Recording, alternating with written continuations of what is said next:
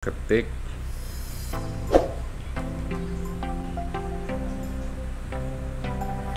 kita ketik concatenate ya, kita masukkan sel yang ini, kemudian titik koma ke nomor ya. Artinya ini sudah kita gabungkan 2001 tahun masuk, kemudian angka 1 di seterusnya. Kita copy, kemudian kita blok dan kita paste.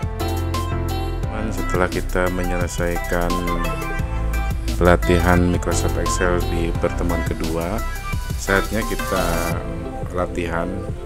Latihan ini berdasarkan dari studi kasus dan berdasarkan materi yang sudah kita pelajari. Di sini terlihat ada tabel, karyawan.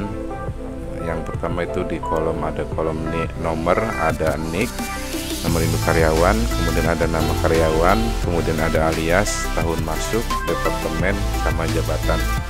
Nah, sengaja di sini ada kolom yang kosong, ini akan kita isi berdasarkan soal-soal latihannya. Ini soal latihannya, latihan 42 itu yang pertama isi nomor urut dengan rumus. Maksudnya nanti kita akan isi nomor urut ini otomatis ya, jadi harus memakai rumus. Kemudian nomor kedua istilah tahun masuk. Tahun masuk ini kita udah isi tahun masuknya. Kemudian nomor 3 isi nomor NIK penggabungan tahun masuk dan nomor. Jadi NIK ini nanti biasa kalau di perusahaan itu atau di pabrik itu NIK karyawan berdasarkan tahun masuk, dan ada satu lagi berdasarkan nomor. Yang kita ambil nomor urut ini, nomor urut pendaftaran berarti. Kemudian yang keempat ada isi kolom alias 3 huruf dari sebelah kiri. Nah, seperti yang kita pelajari, kita ambil data nama karyawan sebelah kiri 3 digit.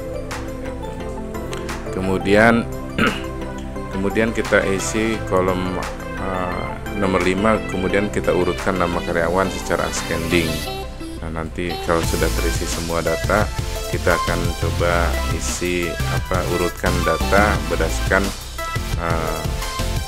nama karyawan berdasarkan ascending maupun descending. Baik, kita mulai saja ke soal nomor pertama. Yang pertama isi nomor urut dengan rumus.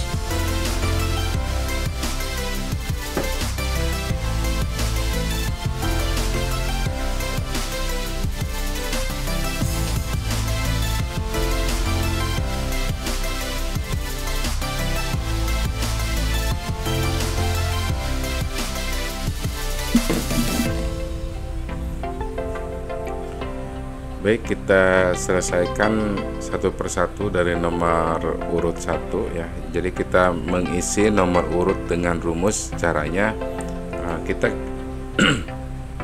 kita satu persatu kita ketik angka 1 terlebih dahulu di sini. Kemudian di sel A3 atau di bawah angka 1 itu kita ketik sama dengan kita selnya yang sel angka 1 ini, berarti sel ke A2 ditambah 1. Kemudian kita copy ke bawah di blok, kita pastekan. Ini akan ada rumusnya.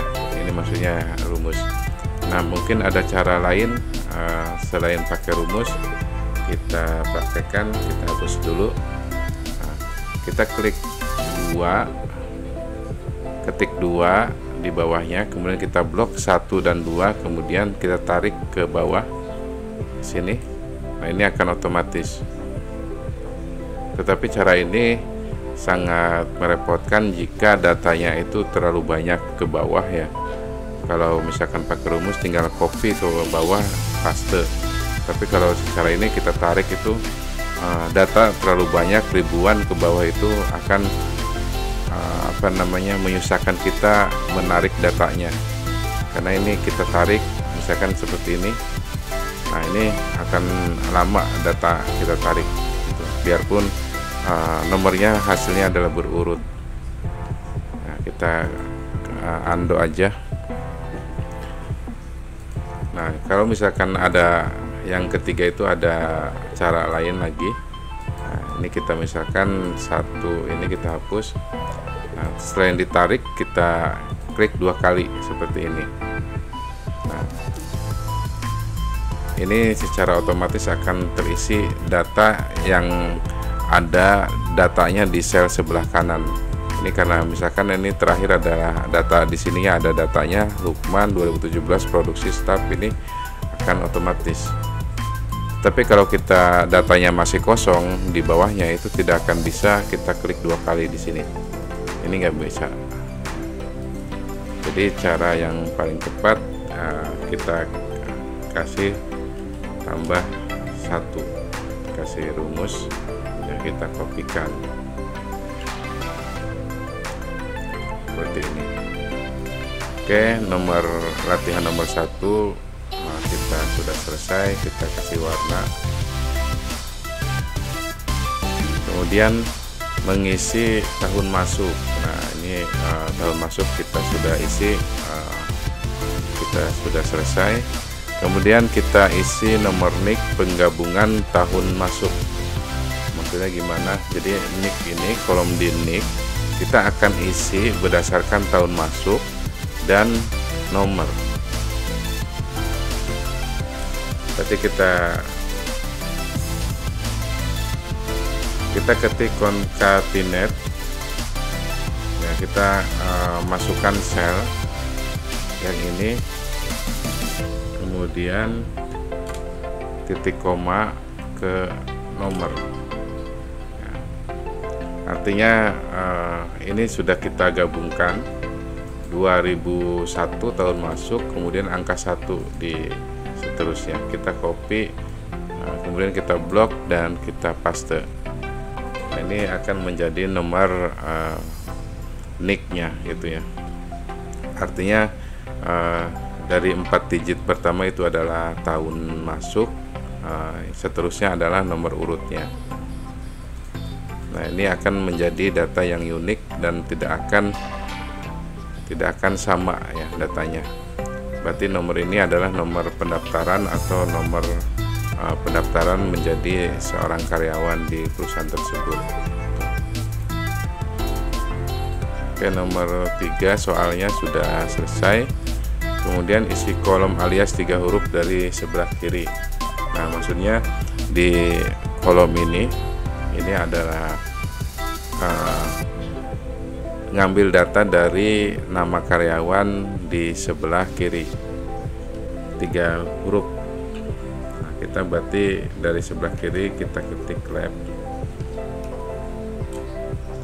kemudian sel yang dituju, titik koma, 3 huruf,